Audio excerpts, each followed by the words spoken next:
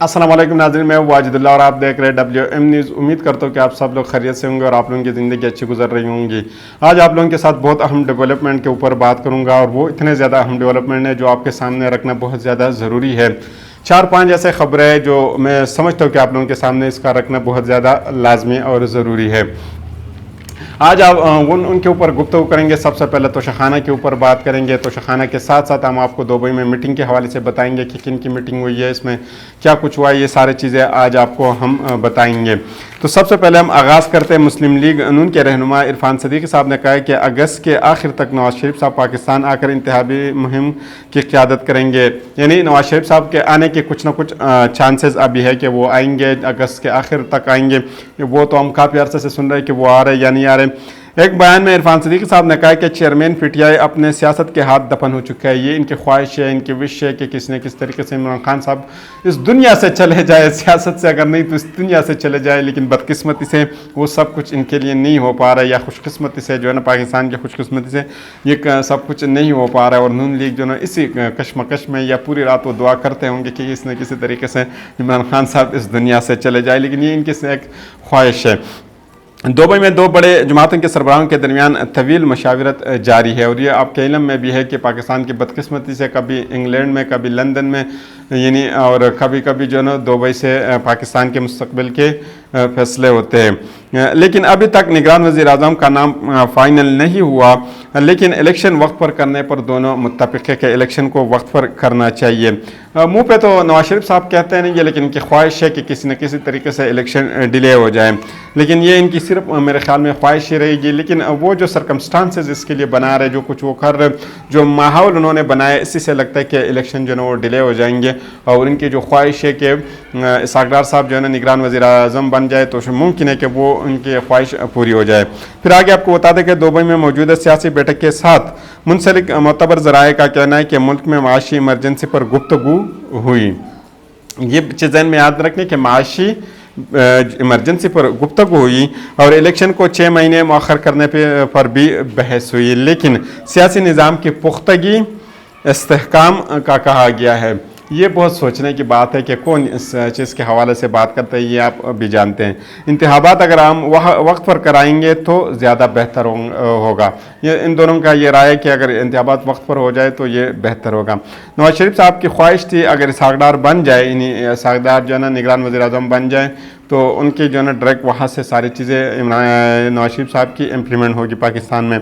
निगरान वज़ीर आज़म अगर बन जाए इसहाक़ डार साहब और निज़ाम को तोल दिया जाए, कोई फ़र्क नहीं पड़ता। अगर निज़ाम ख़त्म हो जाए, निज़ाम बरहम दरहम हो जाए, सियासत ख़त्म हो जाए, कॉन्स्टिट्यूशन ख़त्म हो जाए, लेकिन किसी न किसी तरीके से नून लीग जो है ना अपने जो चाहते हैं वो हो जाए, वो अपने आप को मनवा ले। इतलात है कि साबिक़ वज़ीर-ए-आज़म नवाज शरीफ और जरदारी साहब के दरमियान तवील बैठक सोमवार की रात हुई। मुतबर ज़राए ने तस्दीक की है, जो वहाँ से मुतबर इन अथेंटिक ज़राए उन्होंने तस्दीक की है कि मशावरत का सिलसिला तकरीबन 2.5 घंटे दुबई में एक होटल के मीटिंग रूम में जारी रहा। मशावरत के दरमियान कई बार दोहराई गई है कि निगरान वज़ीर आज़म गैर जानिबदार और गैर सियासी या गैर मुतनाज़िया होना चाहिए। इसको बार बार उन्होंने दोहराया। अगले चंद माह के लिए ताकतवर माशी माहिर पर भी जोर दिया गया है। ताकतवर माशी माहिर पर जोर दिया गया है। दोनों रहनुमाओं का ये इत्तेफाक है कि माशी हालात की वजह से सारी सियासी पार्टियों की वोट बैंक पर फ़र्क पड़ा है, जो अभी जो मौजूदा जो महंगाई है इसकी वजह से। मुज़ाकिरात से वाबस्ता अफराद का कहना है कि फ़िलहाल दोनों जमातों के रहनुमाओं ने पाकिस्तान में अपनी अपनी दीगर क़यादत को मुज़ाकिरात से आगाह नहीं किया। इससे पता चलता है कि कितने टॉप लेवल की ये मीटिंग थी और वहाँ पे मुज़ाकिरात हो गए हैं। ज़राए का कहना है कि दोनों रहनुमाओं के दरमियान ये बातचीत जो है ना काफ़ी अरसे से जारी है और काफ़ी अरसे तक ये बातचीत जारी रहेगी। दीगर इत्तेहादी जमातों को बाद में एतमाद में लिया जाएगा या उनको आगाह किया जाएगा इसके हवाले से। कई घंटों के मशावरत में कई नाम ज़ेर बहस आए, ख़ुसूसन जनूबी पंजाब से गैर सियासी शख्सियत पर तवील सेक्शन हुआ है। इनका तवील गुफ्तगू हुई है। हद में फैसला अभी तक नहीं हुआ। इतलात है कि साबिक़ वज़ीर-ए-आज़म माशी बेहतरी के लिए इक़दामात पर जोर दे रहे हैं। नवाज शरीफ साहब जो है ना माशी बेहतरी पर जोर दे रहे हैं। आसिफ अली ज़रदारी इंतखाबात के बाद माशी बेहतरी के लिए इक़दामात पर बज़िद हैं। यानी एक चाहते हैं कि इलेक्शन से पहले अगर हम कोई ताकतवर बंदा लाए और वो माईशत معیشت کو جو نا بہتر کرے، لیکن دوسرا کہتے ہیں کہ نہیں، سب سے پہلے نوٹ چلائیں گے، الیکشن جیتیں گے اور پھر جو حکومت آئے گی وہ معیشت کے اوپر کام کرے گی۔ آپ سمجھ سکتے ہیں کہ یہ کیا گیم کیا جا رہا ہے اور بالخصوص نواز شریف صاحب کیا گیم کرنا چاہ رہے ہیں۔ سینٹ میں آرمی ایکٹ بل منظور کر لیا گیا ہے۔ سینٹ کے چیئرمین صادق سنجرانی کے سربراہی میں سینٹ کا اجلاس ہوا ہے، جس میں وزیر دفاع خواجہ آصف صاحب نے آرمی ایکٹ بل منظوری کے لیے پیش کیا۔ ایوان نے بآسانی اس کو منظور کر لیا۔ خان صاحب پر آرمی ایکٹ اور آفیشل ایکٹ لگانے کی بات ہوتی ہے، یعنی کافی دفعہ ہوئی بھی ہے اور ابھی ہو بھی رہی ہے۔ ملٹری کورٹ میں ٹرائل کی بات رانا ثناء اللہ صاحب بہت دفعہ کہہ چکے ہیں، انہوں نے بہت دفعہ یہ بتایا کہ عمران خان صاحب کے اوپر آرمی ایکٹ لگانا چاہیے، ان کی نیت کا پتہ یہاں سے چلتا ہے۔ البتہ یہ ان کی خواہش ہو سکتی ہے، ان کی یہ خواہش ہو سکتی ہے کہ یہ لگ سکتے یا نہیں لگ سکتا، چونکہ عمران خان صاحب کے ملٹری کورٹ میں ٹرائل آخری قدم ہو گئے ان کا۔ ابھی تک تو انہوں نے سارے جتنے حربے انہوں نے استعمال کرنے تھے وہ استعمال کر گئے، یہ بالکل آخری قدم ہوگا، لیکن یہ آخری قدم کون اٹھائے گا اور کون اپنے کندھوں کے اوپر اتنا وزن اٹھائے گا کہ وہ بعد میں برداشت کر سکیں گے یا نہیں، تو یہ بہت مشکل سوال بھی ہے اور مشکل کام بھی ہے۔ بل کے متن کے مطابق سرکاری حیثیت میں ملک کی سلامتی اور مفاد میں حاصل معلومات کے غیر مجاز انکشافات پر 5 سال تک کی سخت سزا دی جائے گی۔ آرمی چیف با اختیار افسر کی اجازت سے انکشافات پر سزا نہیں دی جائے گی۔ یہ آپ کے خیال میں کہ کیا کچھ کیا جا رہا ہے اور عمران خان صاحب کو کہاں پہ پھنسانے کی کوشش کی جا رہی ہے؟ ترمیمی بل میں کہا گیا ہے کہ پاکستان کے مفاد کے خلاف انکشافات کرنے والے سے آفیشل سیکرٹ ایکٹ اور آرمی ایکٹ کے تحت نمٹا جائے گا، یعنی جو بھی بندہ کرے گا اس کو اس سے حالات جو نا آرمی ایکٹ یا آفیشل ایکٹ میں اس کا ٹرائل ہوگا، یعنی پاکستان اور افواج پاکستان کے خلاف انکشافات اگر کوئی کرتے تو اس کے حوالے سے انہی کے اوپر یہی ایکٹ اپلائی ہوں گے۔ ان سب کے اندر بل کے مطابق اس قانون کے ماتحت شخص کسی سیاسی سرگرمی میں حصہ نہیں لے سکے گا۔